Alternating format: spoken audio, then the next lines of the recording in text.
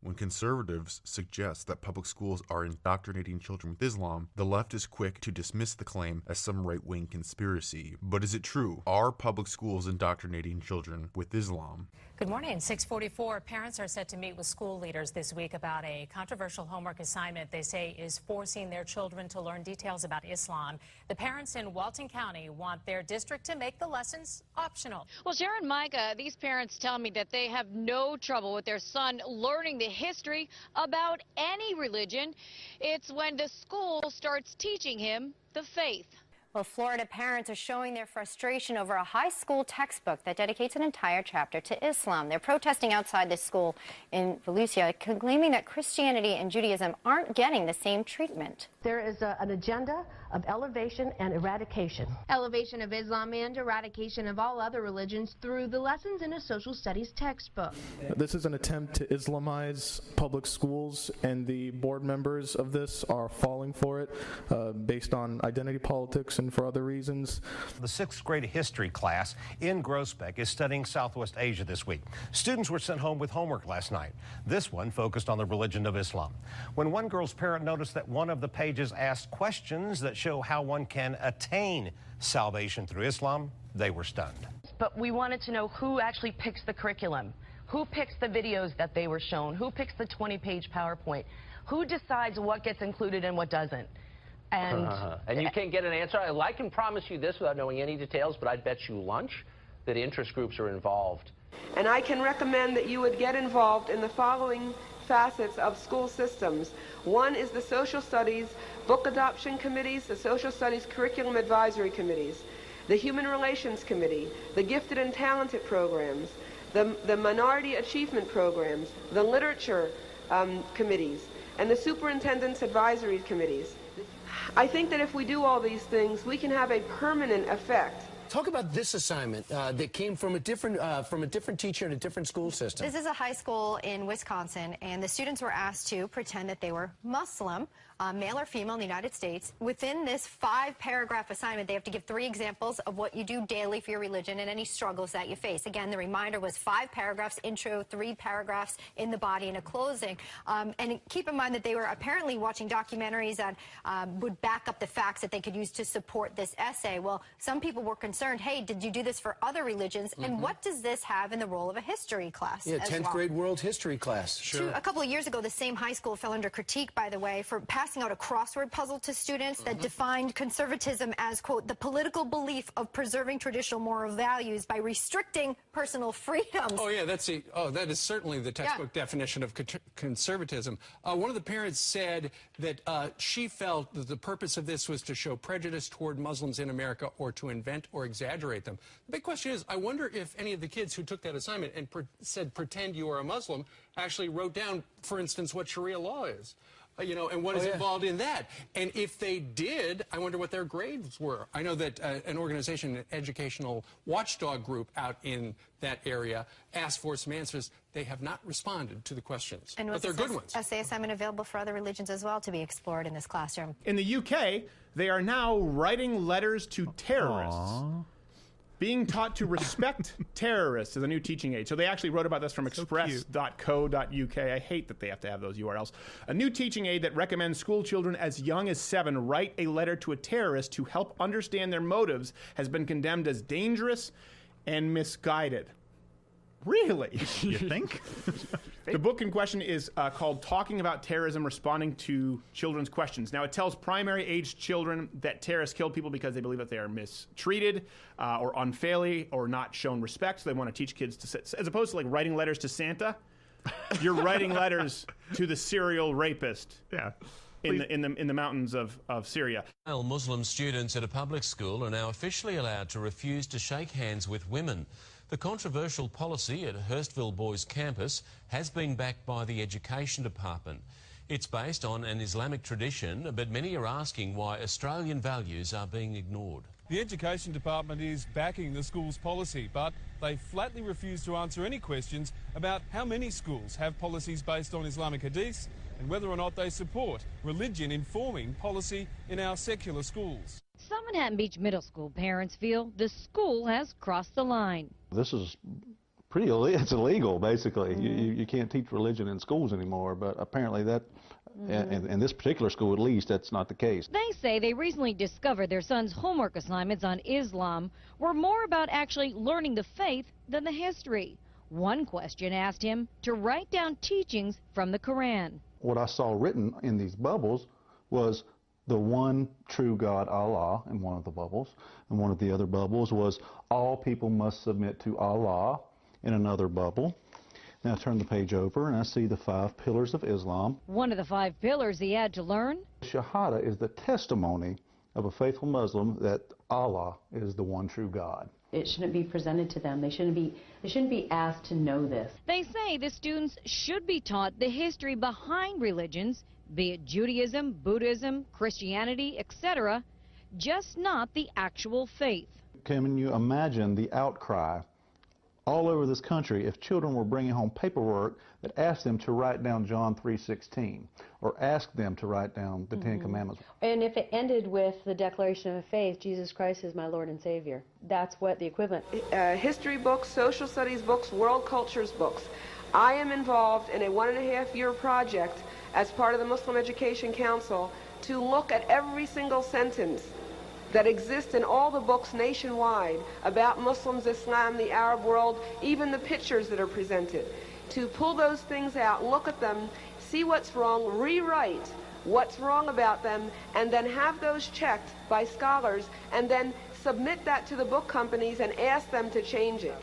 A group of parents in southern Indiana expressed alarm because their children in a local middle school are learning that Sharia law is delightful and loved by women. The school assignment provides a fictional account of a young Muslim girl expressing how much she loves Sharia and feels very fortunate to be governed by Sharia law. The fictional Muslim girl also loves being some guy's second wife. In South Carolina, 6th graders learned the 5 pillars of Islam and were asked to fill in blanks about Islam and match up statements from the Quran with the 5 pillars of the religion. One of the indoctrination worksheets reads, "Islam is a religion of peace, and that I feel bad that a few people of my religion committed terrorist acts." A California mother rips her 7th grade son's worksheet after he's taught the 5 pillars of Islam class as well. Students were required to list the 5 pillars of Islam and scan a QR code with a mobile phone or tablet, which would take them to a YouTube video of a call to prayer at the Blue Mosque in Istanbul. Parents in Georgia also found that their students would have to recite the 5 pillars of Islam as well. School assignments in the UK followed this indoctrination model as a father found his 12-year-old daughter's school planner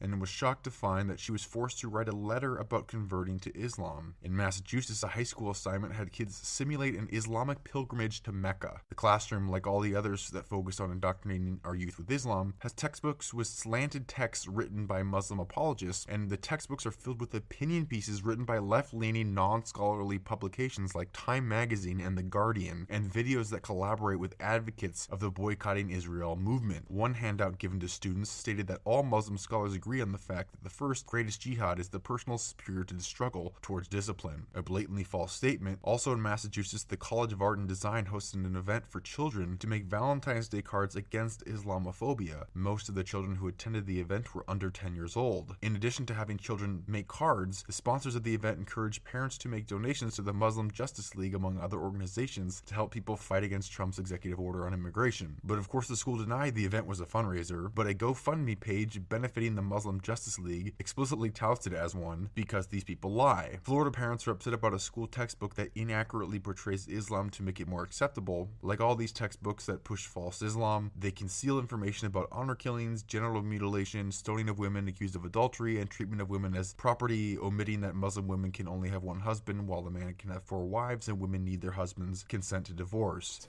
One particular religion, in this case Islam, has an entire chapter of 35 pages devoted to it in the World History book.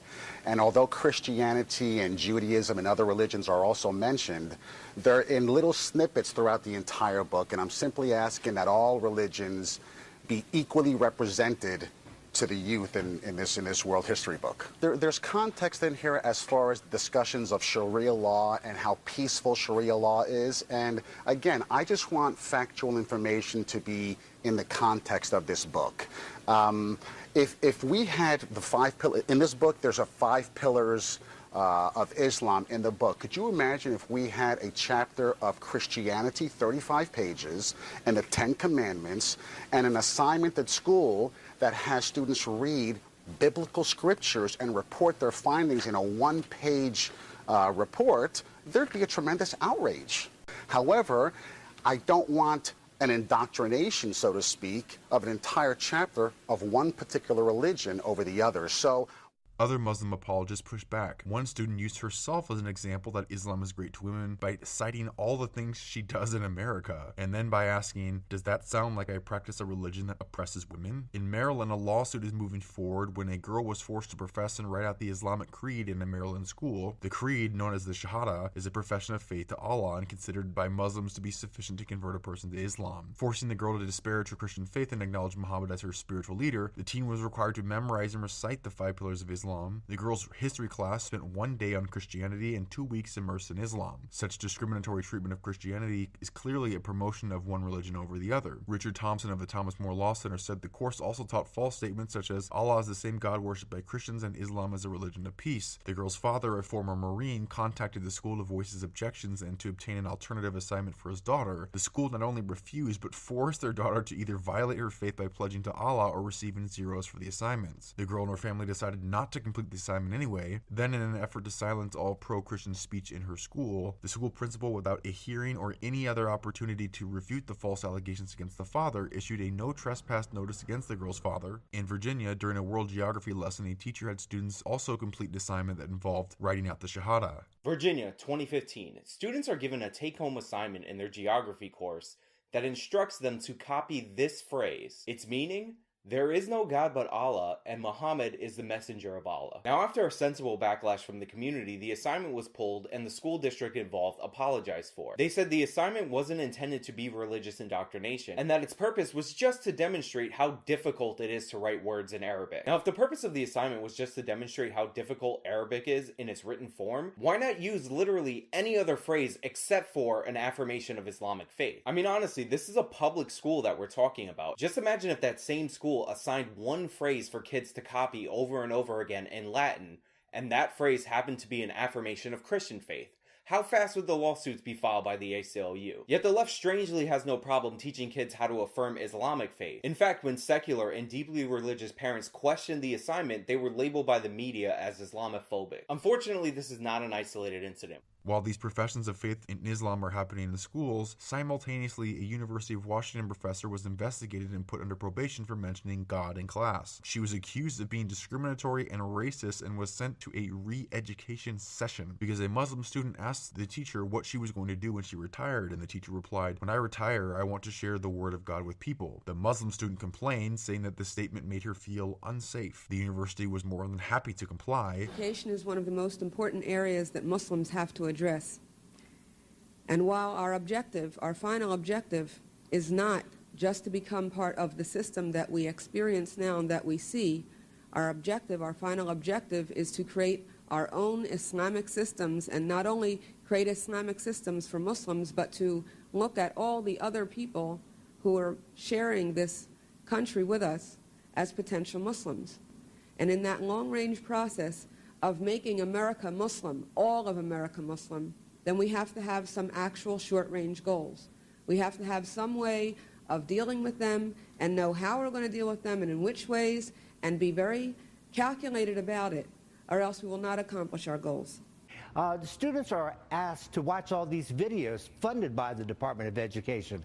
And one of the videos, they are shown how to conduct a Muslim prayer, how to wash before praying, how to lay out a prayer rug. Why do children need to do this? This is a Sunday school class. This is what the Department of Education has put out for teachers to incorporate into their classroom. Got it. So last question. I mean, the mark of objective coverage is skepticism. Is there any skepticism in evidence of Islam? Is there any criticism of Islam's role in, I don't know, the slave trade or any historical event? Is there a critical distance from the topic, or is it just presented as something neutral or positive? No, it's definitely presented as positive. When children watch a video of a man that converted from Christianity to Islam, that's promoting Islam. When that same man looks those children in the eye and say, submit yourself to Allah because Allah is the one true God. And this is funded by the Department of Education for school use. This is no longer something that's comparing religions. No. This is violating the U.S. Constitution. Yeah, that's propaganda for sure. And not surprising. Again, diversity. In Tennessee, students will continue to be indoctrinated with teaching about Islam. Despite parents' objections, parents from across Tennessee expressed alarm because their children in a public middle school are learning also about the 5 pillars of Islam in a world history class and also required to profess their faith to Islam, writing the Shahada. The teacher also encouraged students to wear hijabs, or they can use scarves and wear them as if they were a hijab. At the same time, the parents say the course material ignores Christianity, since at no point do Tennessee middle school students study Christianity per se. There is not, for example, one class day dedicated to the basic Jesus story. Other Tennessee middle school students were given a school project to create the 5 pillars. One parent whose child was forced to write out the Shahada said, "This is a 7th grade state standard and will be on the TCAP. Christianity was completely skipped and is not a standard. I didn't have a problem with the history of Islam being taught, but to go as far as to make the child write the Shahada is unacceptable." Since there was backlash at their previous Islamic indoctrination attempt, a new plan has been put into the curriculum, not to remove the deliberate Islamic indoctrination, but to better conceal it. In the new standards, there will be a name change, changing the course from Islamic World 400 to 1500s to Southwest Asia and North Africa 400 to 1500 CE. Some references to the Islamic world have been changed to Africa. In other words, they are hiding the teaching of Islam under new headings like Asia and Africa, areas of the world that were conquered by Islamic jihad and terror. A father of a girl at a German school discovered that his daughter has been forced to learn the Islamic prayer when he discovered a handout that she had been given. Another German school forces children to visit a mosque. At first, some parents stopped their 13-year-old son from going to the geography field trip. The parents claimed to be worried their son could become indoctrinated. The father reportedly argued that nobody should be forced to enter a place of worship against their will, a perfectly reasonable claim. However, the school's principal said no exceptions could be made to Germany's mandatory education laws, but after the parents still refused, the government ordered the children to visit the mosque or face a fine of up to £270. But it's not just Germany. British authorities are also prosecuting parents for not allowing their children to visit a mosque during school trips. If you stop your child going on a school trip to a mosque, you're an Islamophobe and maybe you need to be investigated for your thought crime. They were putting racial discrimination notes against a child's educational record if they didn't go on a, quote, religious trip, and it was, of course, always a trip to a mosque. Well, now a council in Britain is taking action to crack down on Islamophobia, which is not a real thing and doesn't exist, in response to some parents refusing to send their children on mosque visits arranged by schools.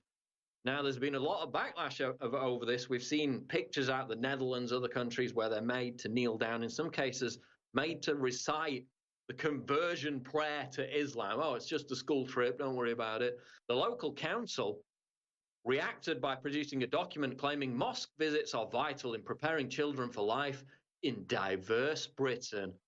Again, this is another part of the capitulation. Not multiculturalism, it's you capitulate to that culture. Of course, if Muslim parents withdrew their kids from visits to Christian churches or Christian assemblies, would that be characterized as Christianophobic? No, it wouldn't. It would be completely allowed. There would be no consequences whatsoever. But no, you have to bathe your child in this new tolerance and diversity. You don't get a say. The state controls your activity. And if you kick up a fuss, well, maybe you need to be investigated for your hate crimes. Absolutely insidious. This also isn't unique to Europe. Texas Christian University also forced students to visit a mosque and do so on Good Friday. If they don't comply, it'll cost them 10% of their grade. Although TCU is a private school, a private Christian university forcing students to attend a mosque on a Christian holiday should serve as an indication that forcible visits to mosque are not only coming to America, they are already here. In a Dutch city, parents were outraged that school children were taught the Muslim prayers after a video emerged showing children learning how to pray in a mosque. New Jersey schools are under the same Islamic indoctrination plot. Well, parents in Chatham, New Jersey are disturbed by what they say is a local school's inordinate emphasis on teaching the beliefs of Islam, while at the same time suppressing any expression of Christianity. Students in a Chatham Middle School social studies class were shown a cartoon video describing the 5 pillars of Islam, the religion's core practices. The video included such statements as, quote, "There is no God but Allah and Muhammad is his messenger," and it ends with a non-Muslim accompanying a Muslim friend to a mosque to pray. Well, parents Libby Hilton-Rather and Nancy Gayer say the video doesn't just explain Islam, it promotes it. Libby, describe, if you would, why you think this instruction crosses the line from simply teaching about a religion to promoting it. You're teaching the tenets or the doctrines of a religion. So our question was, okay, then if you're going to do that in the public school, would you also be comfortable teaching the doctrines of Christianity, for example? Well, sure. to say, would you be comfortable in a public school to say, Jesus is the way, the truth, and the life, and no one comes to God but through me? And I don't know that the school would say that. I mean, Libby, I've seen stories like this before, and they follow a pretty familiar course. Parent sees something like this, parent complains, parent gets denounced as Islamophobe or racist. Has that happened to you, either of you? Oh, both of us, to a great extent.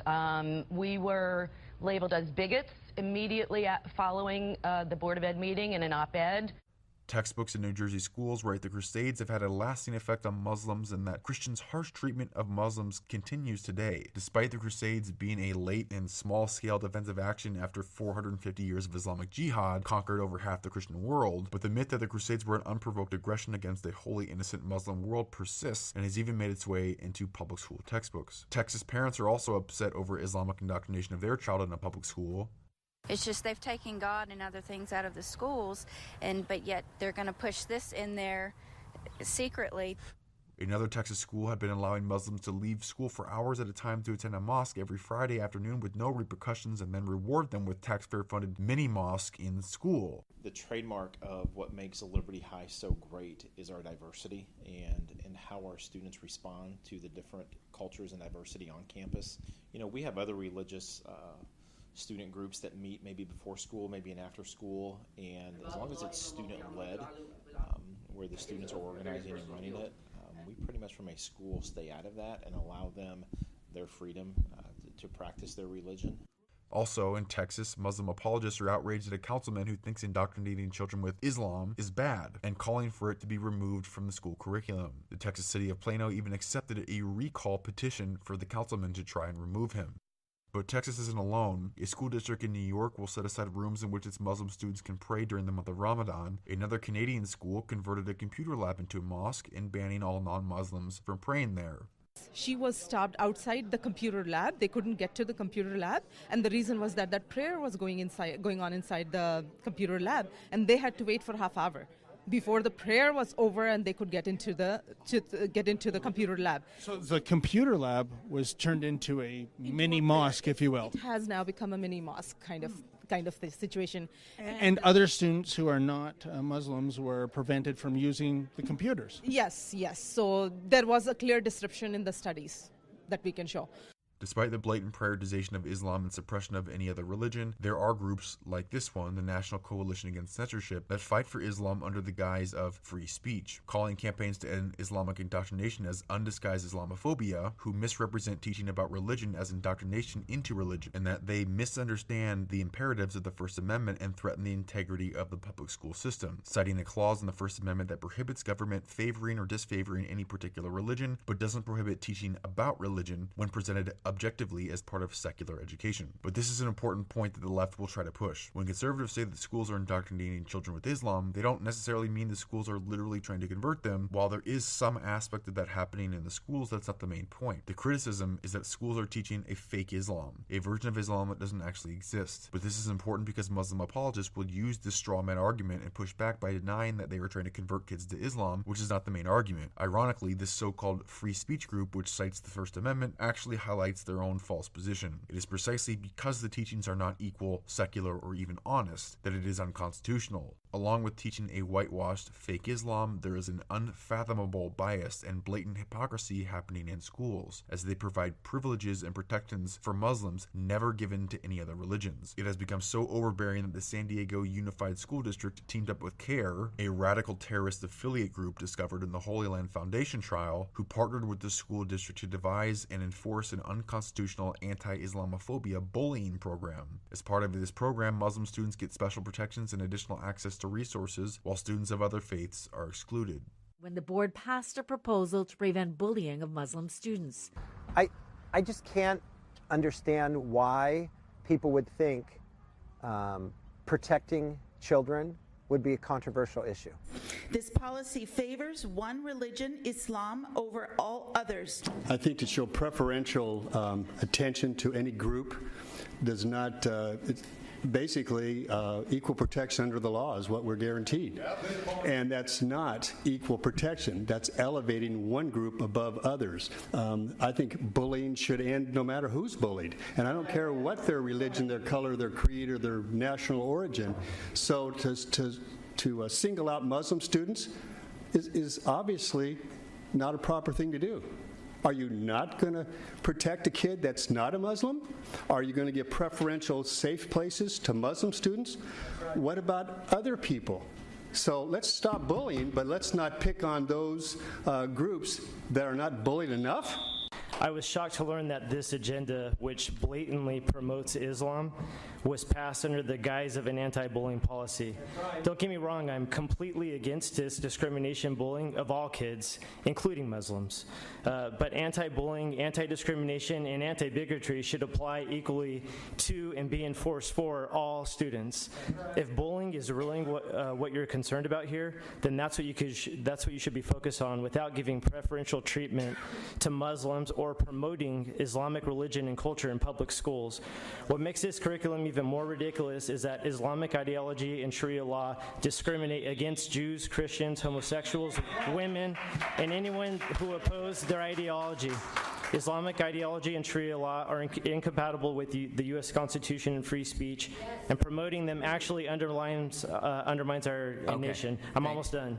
I just want to say, not only is promoting Islam under the guise of an anti-bullying policy unconstitutional, but it's hypocritical, it's a waste of resources, and I strongly urge you to rescind this discriminatory policy. If you're going to teach Islam in the schools, I just want to make sure that you teach the true Islam. Can we just have your name, please? I'm sorry. Roger Ogden. Thank you.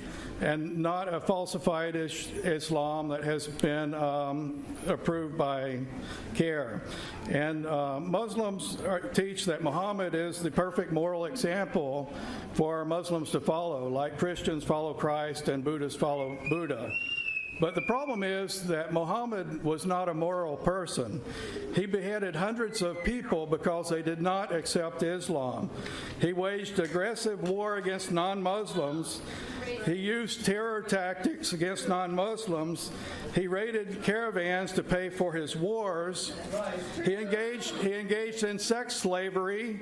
He married a woman after he had beheaded her husband. And he had sex with children. He married a 6-year-old girl and has sex with her when she's 9. And this is in the Muslim literature. And these board members are the bullies. Okay. Thank you. According to the San Diego district's numbers, it has a total student population of 130,000. And out of those last year, there have been 7 reported instances of religious-based bullying, and it doesn't specify which religion it was that's singled out. There's no explanation there's no inexplicable reason to reach out to a specific religious community for such a thing, and it's unconstitutional. It violates the Establishment Clause guaranteeing not reaching out to any specific religions. In Minnesota, children were to sing Arabic songs including Allahu Akbar during a holiday concert. By holiday concert, I mean Christian and Jewish holidays, which now make room for Islam to be more inclusive. In Italy, children will be banned from singing Silent Night to make sure not to offend Muslims. At Marquette, a Catholic school will pay for faculty members to attend an Islamophobia conference, which will teach them firsthand how to censor people who talk honestly about Islam. UCLA also hosted a Muslim American workshop where attendees proposed a list of policy suggestions intending to help Muslim Americans. Suggestions included banning anti-Sharia laws and to eliminate First Amendment protections against hate speech.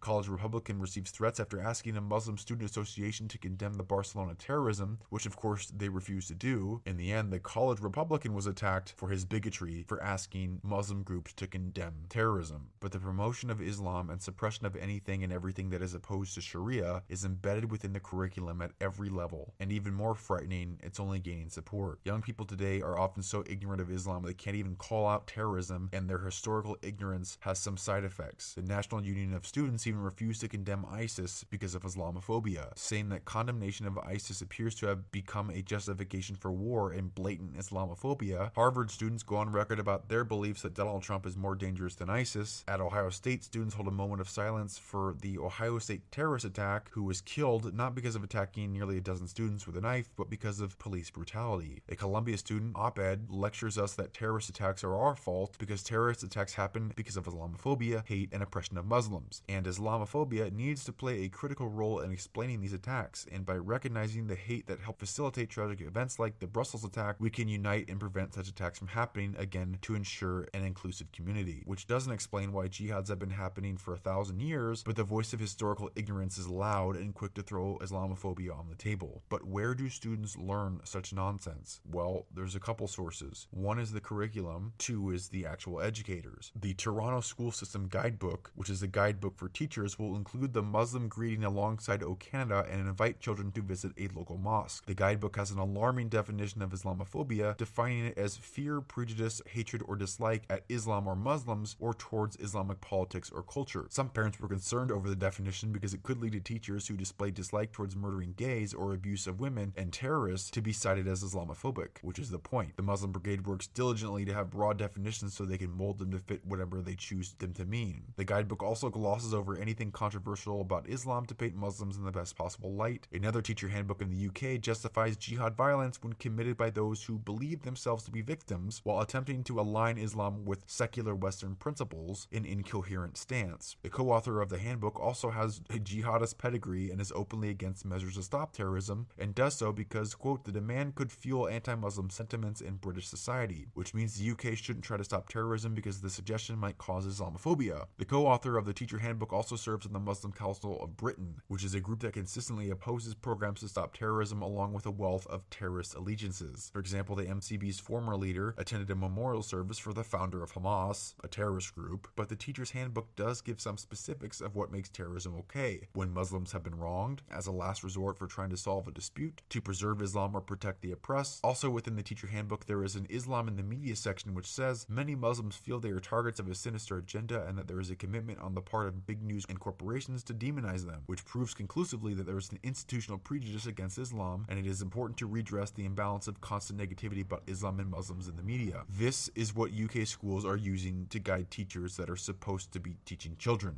But it's not just the curriculum, it's teachers as well. Another school teacher advocated Muslims to take up jihad and establish a global caliphate. At DePaul, a private Catholic school, is also home to an ISIS-supporting professor who supported the 9/11 terrorist attacks and advocates re-establishing the Islamic State. George Washington University hired a so-called reformed Islamic terrorist as Homeland Security expert, and shortly after the hire, the reformed terrorist was arrested for cocaine and trying to hook up with a prostitute. At Kent State, a professor was actually caught trying to recruit students to ISIS. Another school teacher in New Jersey asked students to compare the actions of anti-slavery John Brown at Harper's Ferry to the actions of Osama bin Laden in September 11. And after not having her contract renewed, she's suing New Jersey for discrimination. Another professor at Ohio State educated us all on how it wasn't Islam that was responsible for the Orlando nightclub shooting, it was toxic masculinity. Another professor at Cal State Los Angeles named Muhammad reaffirmed his belief that genocide is not always immoral and sometimes even morally required. A Harvard professor excuses ISIS sex slavery and terrorism because the U.S. had slavery 150 years ago. A Rutgers professor posted her thoughts on America on social media, saying that America is more brutal than ISIS. Another professor at Florida Atlantic, who speaks at a seminar about Islamophobia, just so happens to have a long list of terrorist connections, including when he was working at the University of South Florida. He co-authored publications with another USF professor who was sentenced to 57 months in prison for providing aid to Islamic terrorist groups. The two professors were so tight that the current Florida Atlantic professor used the terrorist professor as a reference on his application. At Northwestern University, a scholar there discusses how Christian fundamentalism is more dangerous than Islamic terrorism. Let that one sink in. Another professor at American University teaches the outright lie that right-wing terrorism is a greater threat than Islamic terrorism. While I won't go at length about that particular lie here, because I have another video that is focused completely on debunking the lie that right-wing terrorism is greater than Islamic terrorism, so if you want to learn more about that, a link to that video is in the description. Another professor at Yale teaches teaches students that Christianity and Islam are fundamentally the same. A North Carolina professor does his part teaching young people that 9/11 was America's fault and we should sympathize with terrorists. The English class he taught at several universities focuses almost entirely on writings from the perspective of Islamic terrorists. The syllabus includes books and poems that portray terrorists as freedom fighters driven by oppressive U.S. foreign policies. The professor blasts America's depiction of 9/11 terrorists as monsters to justify squashing them in a fantasy of justice in order to justify more imperial violence. The college Republicans stated that these readings offer points of view that justify terrorism, paint the U.S. and its government as wholly evil and immoral, and desecrate the memory of the victims of 9/11.